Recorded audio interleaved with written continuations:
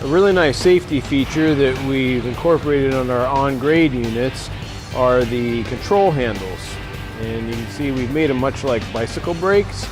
From the operator's position, you can see that the feed controls are on the left hand and the drill controls are on the right hand. And they work by simply pulling or letting go.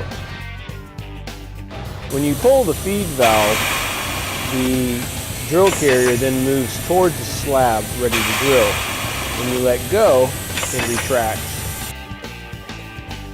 When the drill control is pulled, the drill starts, and when you let go, it stops.